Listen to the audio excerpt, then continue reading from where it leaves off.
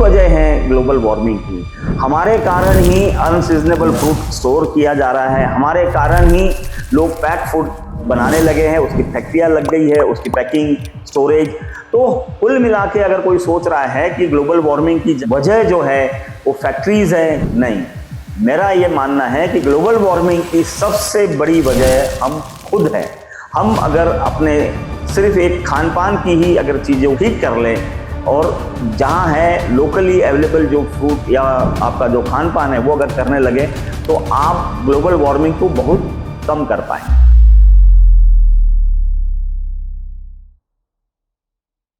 जहाँ देखो वहाँ आजकल ग्लोबल वार्मिंग, क्लाइमेट चेंज, इन विषयों पे बातचीत बहुत हो रही है। हर आदमी अपने अपने तरह से कोई रीजन दे रहे हैं, कोई ये बता रहे हैं कि ये कर लो। ज्यादातर लोग तो एक ही काम है, पेड़ लगाओ। पर सिर्फ पेड़ लगाने से नहीं होगा।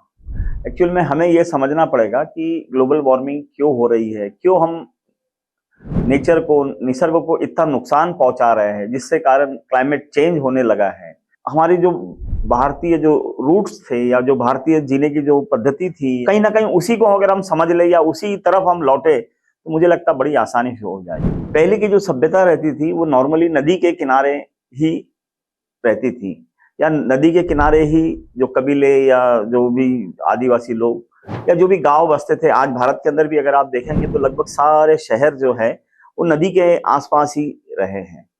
अब नदी के आसपास का मतलब ये है कि पानी पीने को मिल जाएगा, फिर खेती बाड़ी हो जाएगी, तो वहीं पे उगाएंगे, वहीं पे खा लेंगे।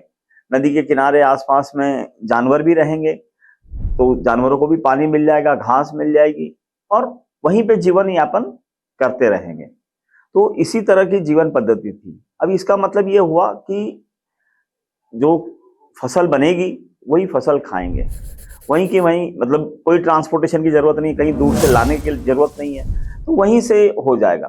पर आज के तरीके में चीजें गड़बड़ हो गई हैं, और खास तौर से हमारी जो लाइफस्टाइल, और लाइफस्टाइल में भी खास तौर से खान पान की जो पद्धत है या खान पान का तरीका, इसी से सारी गड़बड़ियां खड़ी हो रही है। आज हम लोग खाने पीने के बारे में बिल्कुल भी नहीं समझ रहे हैं। अगर हम समझेंगे, कई जगह तो ये बोला जा रहा है कि घर में क्यों बनाना है, आप जोमेटो से ऑर्डर कर दो, स्विगी से ऑर्डर कर दो, जो चाहिए वो मंगा लो, जरूरत क्या है घर पे बनाने की। कुछ लोग तो यहाँ तक बोलने लगे हैं कि अगर आप बाहर से मंगाते, रेस्टोरेंट से मंगाते तो सस्ता पड़ेगा, फिर वहां पे स्केल अप हो रहा है, स्केल से बन रहा है। नहीं नहीं, ये सब मिथ्या प्रचार है, ये आपको भ्रम में डालने की तरीके हैं। हकीकत में खाना जो है वो घर पर ही बनना चाहिए, और खाने का सिंपल मतलब मैं बता दूं कि किसान की खेत, फार्म से मार्केट, मार्केट से घर, और घर से आप उसको पका लो। तो इसमें यह होगा कि हमें सीजनल चीजें खाने को मिलेंगी। सीजनल के अंदर कैसे है कि कहीं पर भी कोई कोल्ड स्टोरेज इन्वॉल्व नहीं है, फैक्ट्री इन्वॉल्व नहीं रह रही है, कहीं कुछ नहीं है, डायरेक्ट हम खाना फ्रेश वाला खा रहे हैं। बट आज के टाइम पर क्या हो रहा है कि लगभग हर जो चीज हम लोग मार्केट से खा रहे हैं वो अनसीजनेबल है। अब अनसीजनेबल खाएंगे तो बीमारियां भी आएगी। अनसीजनेबल के लिए आपको स्टोरेज के लिए उसके ऊपर पेस्टिसाइड है या उसके ऊपर अलग अलग तरह के केमिकल्स डालने हैं। तो ऐसे बहुत सारी चीजें, मतलब ऐसा समझ लीजिए कि आपको एक आम खाना है, एक आम किसान से पहले तो वो कोई फैक्ट्री या कोई प्रोसेसिंग प्लांट में जाएगा, फिर वहां से कोल्ड स्टोरेज जाएगा, कोल्ड स्टोरेज में 2-4 महीने रहेगा, फिर उसके बाद में फिर डीलर डिस्ट्रीब्यूटर होते हुए फिर मार्केट। और ऐसे में एक आधा किलो पाव भर का आम जो है उसके ऊपर मैं ये समझता हूं कम से कम 2-4 किलो का जो आम हो जाएगा, और उसके लिए जो खर्चा लगेगा वो एक आम के ऊपर लग जा रहा है। और इतनी सारी उसके ऊपर कॉस्ट, ओवरहेड्स, ये वो ऐड हो जा रहे हैं। हाँ, बाजार जो है या जो सिस्टम जो है वो तो इसको प्रोत्साहित करेगा, क्योंकि वहां तो सबको रोजगार मिल रहा है, तो ऐसे में तो सबका पेट भर रहा है, इसीलिए तो ठीक है। पर यही कारण है ग्लोबल वार्मिंग का। इस पर हमें शिक्षित किया नहीं गया है कि आपको लोकली अवेलेबल ही फूड खाना है। जिस जगह पे रह रहे हैं, अगर आप साउथ में रह रहे हैं तो साउथ के अंदर के देखेंगे पहले का जो खान पान है वहां पर, वो आज भी वही जो फर्मेंटेड फूड जो है, इडली, वड़ा, डोसा, वो उसी तरह का, रसम, सांभर, तो यही चीजें खाते हैं। या इन्हीं के आसपास की चीजें खाते हैं। वहां चावल ज्यादा होता है, उड़द है, और इन्हीं के आसपास में जो सब्जियां भी उसमें सांबार में रसम में डलती है वो भी उसी तरह से है। अगर आप राजस्थान देख लो तो राजस्थान के अंदर भी उसी तरह का खान पान की तरीका था। गुजरात में वहीं की जो लोकली अवेलेबल जो चीजें है वही खाते थे। महाराष्ट्र में अपना एक तरीका है। महाराष्ट्र के अंदर ऐसा था कि यहाँ पे धूप थोड़ी ज्यादा होती है और मौसम अलग अलग रहते हैं। मौसम भी जो है वो थोड़ा ड्राई रहता है, तो यहाँ पे लोग एक ही टाइम खाना बना के या खाना बना के फिर आराम से खा सकते हैं, इस तरह का तरीका है। नॉर्थ के अंदर भी अलग तरीके के खाना खाते हैं।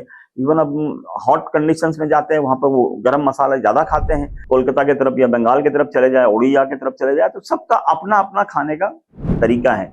और वो खाने का तरीके का मतलब ऐसा है कि जो वहां पे चीजें मिल रही हैं, जो वहां के आबो हवा के लिए, एनवायरमेंट के लिए सूट करती हैं, और वो जिसमें आप निरोगी रह सके, और ये ओवर द पीरियड जिसको बोलेंगे ना कि एक प्रथा परंपरा चलती आई है, उसी तरह से वो स्वस्थ रह रहे हैं। बट अब क्या हो गया है कि हमें जो शिक्षा पद्धति चालू हो गई है, इसमें हमें इसकी समझ ही खत्म हो गई है। अब हम कोई भी टाइम पे कुछ भी खाने की हमारी इच्छा हो जा रही है, क्रेविंग हो जा रही है, और बस खाने लगे हैं। अभी हम लोग बहुत सारा पैक्ड फूड खाने लगे हैं। पैक्ड फूड का तो कोई मतलब ही नहीं, मतलब कभी भी खा सकते हैं उसको, तो साल भर में कब बना हुआ होगा, उस पर एक्सपायरी डेट लिखी रहेगी 6 महीने की, 4 महीने की, और वो 4 महीने 6 महीने खाते रहो।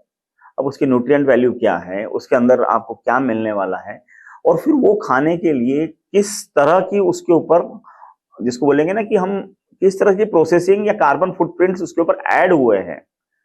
आज अगर समझो हम कोई चीज मार्केट से लेके आए पैक्ड है, तो पहले तो वो किसान या कहीं से गई होगी, फिर उसको प्रोसेस या फैक्ट्री के अंदर बनी, फिर उसका पैक हुआ, फिर उसके बाद में वो फिर वही डीलर, डिस्ट्रीब्यूटर, स्टोरेज, ऐसा करते करते हमारे पास आ रहा है। फिर कोई रिटेलर रख रहा है, फिर 3 महीने रख रहा है, 3 महीने के बाद में हमें मिल रही है।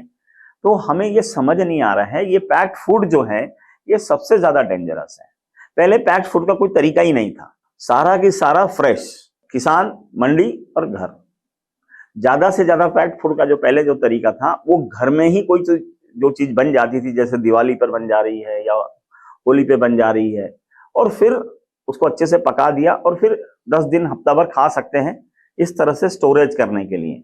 तो वो अलग कंडीशन थी। अब तो कैसे है कि हर चीज को, अभी तो जब मैंने सुना हूं कि आपको रेडीमेड पोहा मिलने लगा है, फिर आपको सब्जी मिलने लगी है कि बस जस्ट पानी डालो और खा लो। कब का बना रहेगा, क्या कंडीशनों में बना है, और फिर कब खाओगे आप, और फिर उसकी जो पैकिंग हो रही है उसके अंदर जो केमिकल्स डाले जा रहे हैं। कोई भी चीज अगर लंबे समय तक अगर टिकाना है तो उसमें केमिकल्स डालने ही पड़ेंगे, उसके अंदर प्रिजर्वेटिव्स लगेंगे ही लगेंगे। वो प्रिजर्वेटिव्स भी डाइजेस्ट नहीं होते हैं, शरीर का अलग नुकसान हो रहा है, एनवायरमेंट का अलग नुकसान हो रहा है, और इन केमिकल्स को बनाने के लिए अलग फैक्ट्रीज लग रही हैं। तो कुल मिला के ये जो हमें खान पान के लिए जानबूझ के हमें जो जिसको बोलते हैं ना अशिक्षित किया जा रहा है, या हमें समझाया नहीं जा रहा है, या हमारा ध्यान इस पर से हटा दिया जा रहा है कि हम ग्लोबल वार्मिंग से ये खाने को ना जोड़े या खान पान के तरीके को ना जोड़े। आज हम फ्रूट खा रहे हैं, तो अब नागपुर में है हम लोग, तो यहाँ पर हम लोग आम खाएंगे तो रत्नागिरी का खाएंगे, ड्रैगन फ्रूट खाएंगे तो कहीं और का, लीची खाएंगे तो बिहार की, फिर अगर हमें कीवी खाना है तो न्यूजीलैंड से आ रही है या कहीं ठंडी जगह से आ रही है, पाइनएप्पल खाना है तो वो भी कहीं केरल से आ रहा है या यूपी से आ रहा है। तो कुल मिला के हमें तो ये ऐसा हो गया, अब हमारी जगह पे संतरा मिलता है, संतरा खाइए, केले मिलते हैं वो खाइए, पर नहीं, हमें तो ऐसे ऐसे फ्रूट खाना है। इसका कारण ये है कि आपके पास पैसा है, इसलिए आप लगता है कि हम दूर दूर की चीजें खाएंगे, तो वहां हम बताएंगे कि हमने ये खाया था, हमने रत्नागिरी के हापुस खाए थे। खुशबू है, वाह, अरे रत्नागिरी के आम की बात ही निराली है माधवी। ये होशियारी बंद करिए। ये होशियारी के कारण ही क्या हो रहा है कि आप ग्लोबल वार्मिंग को बढ़ावा दे रहे हैं, क्योंकि आम अगर रत्नागिरी से हापुस आम यहाँ पे आएगा, लीची बिहार से आएगी, उसके ऊपर खर्चा लगेगा, उसके ऊपर ट्रांसपोर्टेशन लगेगा, फिर उसके ऊपर 10 दिन 15 दिन पहले वो प्रिजर्वेटिव्स उस पर लगेंगे, और वो इतने दूर से आएंगे, फिर यहाँ पे स्टोरेज होगा, डिस्ट्रीब्यूशन होगा, और तब खाओगे आप, तो उसकी न्यूट्रिशनल वैल्यू भी कम हो जाएगी। और इतने दूर दूर से अगर आप कोई चीज मंगाएंगे तो फिर आप टीवी के सामने बैठ के या ड्राइंग रूम में बैठ के फिर आप ग्लोबल वार्मिंग के ऊपर ऐसा ना बोले कि ग्लोबल वार्मिंग को रुकना चाहिए, ये बकवास बातें हैं। आप अगर लोकली अवेलेबल चीजें नहीं खा रहे हैं और दूर दूर से सामान मंगा रहे हैं, अनसीजनेबल खा रहे हैं, या आप ये समझ रहे हैं कि ऐसा करने से आप ज्यादा मतलब जिसको बोलेंगे ना श्रीमंत हो गए हैं या अब पैसे वाले हो गए, रिच हो गए, ये नहीं है। ये तो आप सबसे ज्यादा ग्लोबल वार्मिंग को आप इनवाइट कर रहे हैं, क्लाइमेट चेंज को इनवाइट कर रहे हैं। हमें सबसे पहले तो ये समझना है कि हम जहां हैं वहां पर ओवर द पीरियड जो है, मतलब कई सालों से, हजारों सालों से जो लोग रह रहे हैं वो क्या खा रहे हैं और वो स्वस्थ रह रहे हैं, उसी तरह का हमें खान पान करना चाहिए। हम अपने मर्जी से, हम अगर केरल जा रहे हैं तो केरल का खाना खाइए, हम अगर महाराष्ट्र में हैं तो महाराष्ट्र का खाना खाइए, या महाराष्ट्र में जो लोग जैसा खाते हैं उस तरह से खाइए। जब अगर आप ईस्ट में जाएंगे, कोलकाता या उड़ीसा में जाएंगे, तो वहां जो खाना बनता है वो खाइए। वो स्वास्थ्य के लिए, वहां की आबो हवा के लिए, आपके लिए भी ठीक रहेगा। आज अगर हम बार बार अगर अपना खाना जो है वो अनसीजनेबल खाएंगे या कहीं और का खाना यहाँ पे खाने की कोशिश करेंगे, एक आध बार के लिए बात अलग है, बट रेगुलर अगर हम ऐसी प्रैक्टिस करेंगे तो फिर दिक्कत ये हो जाएगी कि फिर वो आपकी सेहत को भी खराब करेगी। और फिर आ गया ग्लोबल वार्मिंग, जब सेहत खराब हुई तो फिर दवाइयों की फैक्ट्री, फैक्ट्री पर फिर डीलर, डिस्ट्रीब्यूटर, स्टोरेज, ये तो कुल मिला के हम जो कर रहे हैं वो ग्लोबल वार्मिंग के लिए हम सपोर्टर ही बन रहे हैं। हम ग्लोबल वार्मिंग कम नहीं कर रहे हैं, क्लाइमेट चेंज कम नहीं कर रहे हैं।